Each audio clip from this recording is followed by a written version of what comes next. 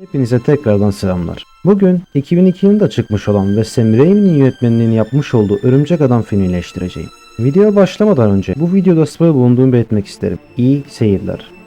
Hikayenin başında Peter Parker'ın arkadaşları, zorbaları ve okuldaki diğer öğrencilerle olan ilişkisini görüyoruz. Arkadaşlar onu sevse de okulun geri kalan tarafından inek öğrenci olarak görülüyor ve dışlanıyordur. Bir gün okul gezisinde özel örümceklerin sergilendiği bilimsel bir müzede Peter bu örümceklerden bir tarafından ısırılır. Peter insanüstü güçler kazanmaya başlamıştır.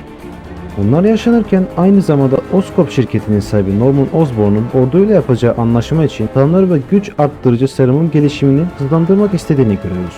Daha önceden yapılan deneylerde serumun kötü sonuçlar vermesinden dolayı gönüllü bulamayan Norman o serumu kendi üzerinde denemiştir. Norman fiziksel olarak güçlenmiştir ancak gitgide akıl sağlığını kaybetmeye başlamıştır. Filmin başına bu kadar değinmemin sebebi Peter ve Norman'ın benzer yollardan geçtiğini görmenizi istememdi. İkisi de benzer kaderler yaşayabilirdi. Ancak her iki karakterin yaşayacağı kırılma noktaları birini iyiye, diğerini ise kötüye yönlendirecek ve kaderlerinin birbirinden farklı olmasına sebep olacaktı. Şimdi karakterlerin yaşadığı kırılma noktalarına ve hangi tarafı seçtiklerine bakalım.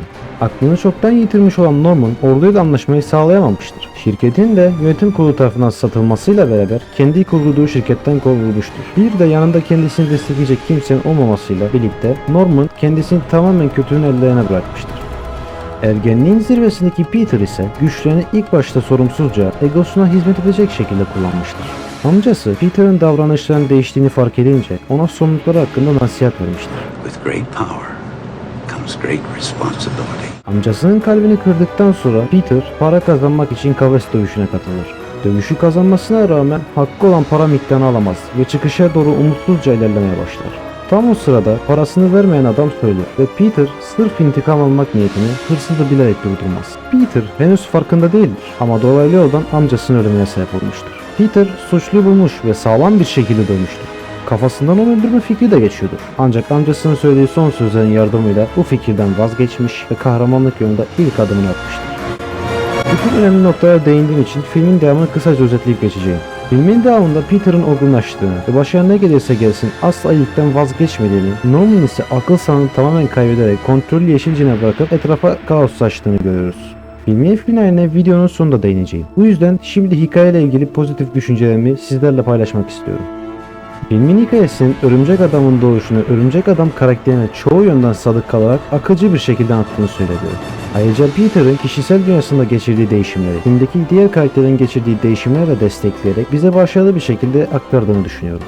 Anlattıklarıma dayanarak filmin bizlere vurgulamaya çalıştığı mesajın hayatımızda yaşadığımız düşüş ya da yükselişlerin bizi doğru olan yapmaktan az da vazgeçirmemesi gerektiğini vurguladığını söyleyebilirim. Pozitif düşüncelerim bu kadardı. Şimdi gelelim negatif düşüncelerime. Öncelikle ne yazık ki filmdeki diyalogların hiç doğal hissettirmediğini belirtmeliyim.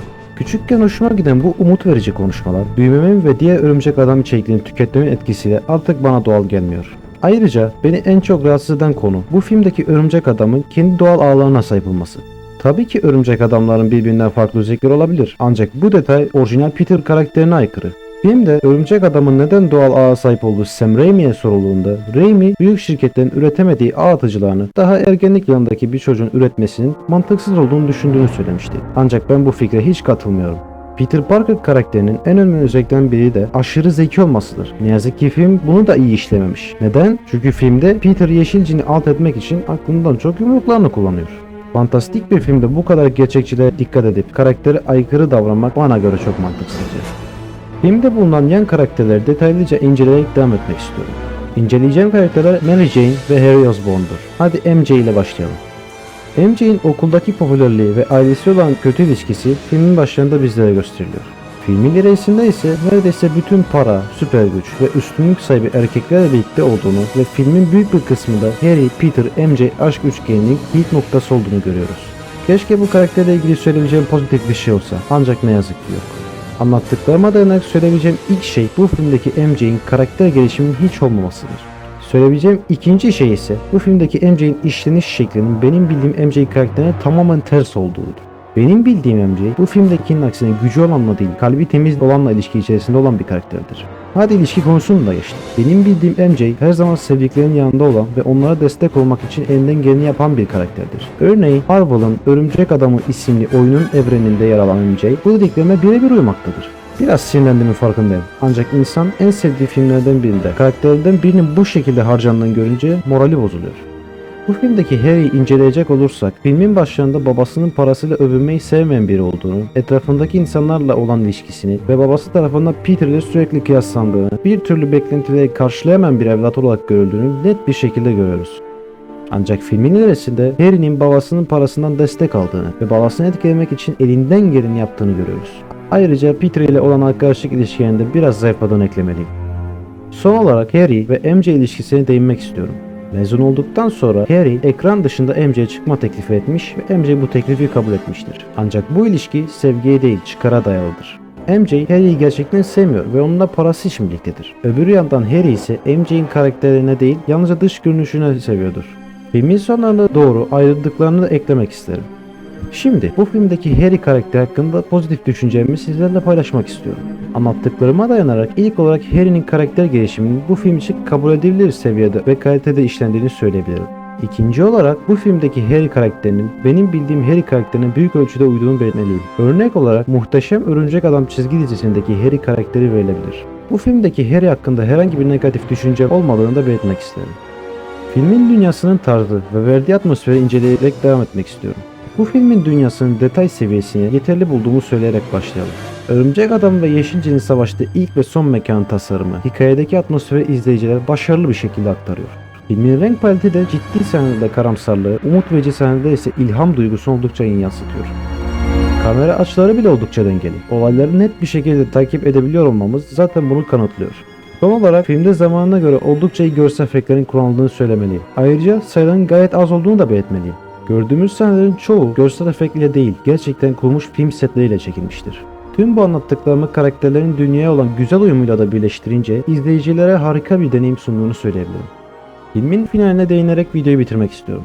Filmin sonunda Yeşilcin, kimliğini öğrendiği örümcek adamı MJ'yi elinde rehin tuttuğunu söyleyerek son bir karşılaşma için köprüye çağırıyor. Örümcek adam köprüye vardığında görüyor ki elinde sadece MJ'yi rehin olarak tutmuyordur. Ekstra olarak bir vagon dolusu çocuğu da rehin olarak tutuyordur. Örümcek adam MJ ve çocuklar arasında seçim yapamaz ve hepsini kurtarmaya çalışır. Ancak onları kurtarmaya çalışırken saldığı açık bir duruma düşer. Yeşilcin ilk başta onunla biraz eğlenir. Ancak gemideki insanın da yardımıyla hem çocukları hem de MJ'yi kurtaracağını fark edince örümcek adama ölümcül darbeyi vurmaya karar verir. Bu sefer de köprüdeki insanlar örümcek adama yardım eder. Örümcek adam MJ ve çocukları başarılı bir şekilde kurtarır. Ancak bütün bu yaşananlardan dolayı Yeşilcin'le savaşacak gücü kalmamıştır. Bunu fırsata çeviren Yeşilcin, Peter'ı bir güzel pataklar ve ölümün eşiğine getirir. I'm gonna finish her. Nice and slow. Peter Yeşilcin'i bir döver ama öyle bir döver ki Yeşilcin kontrolü bir anlığına normuna bırakır. Godspeed, Spider-Man.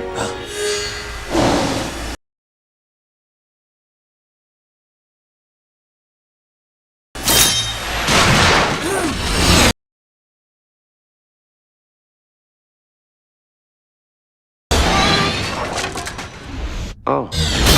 Peter Norman'ın cesedini evlerine bırakır. Tam o sırada Harry onu görür ve katil olarak suçlar. Bu sahnede ekstra değinmek istediğim bir nokta var. Her ne kadar Harry örümcek adamı görmüş olsa da karanlıktan dolayı yırtılmış kostümün içindekinin Peter olduğunu anlayamamıştır. Bütün her şeyin sonunda film Norman'ın cenazesini bizlere gösteriyor. Harry çökmüş bir haldedir. Peter'ın yanına gelip onu desteklemesiyle beraber Harry birazcık da olsa kendine gelir ve oradan ayrılır.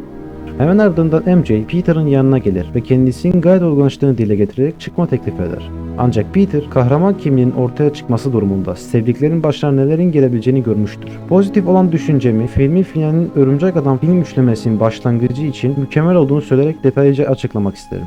Film boyunca yaşanan olayların filmin sonunda birbirine bağlanış şekli olsun. Yan ve özellikle ana karakterin filmin sonunda geçirdiği değişimlerin tatmin edici olması olsun. Mükemmel bir finaldi.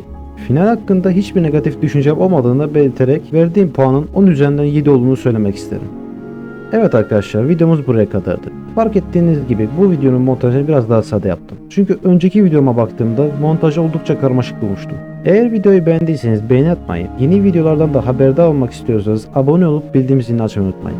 Bu video ile ilgili herhangi bir düşünceniz ya da önereceğiniz video içeriği varsa yorumlar kısmına yazmayı ihmal etmeyin. Sizleri seviyorum ve sıradaki videoda görüşmek üzere.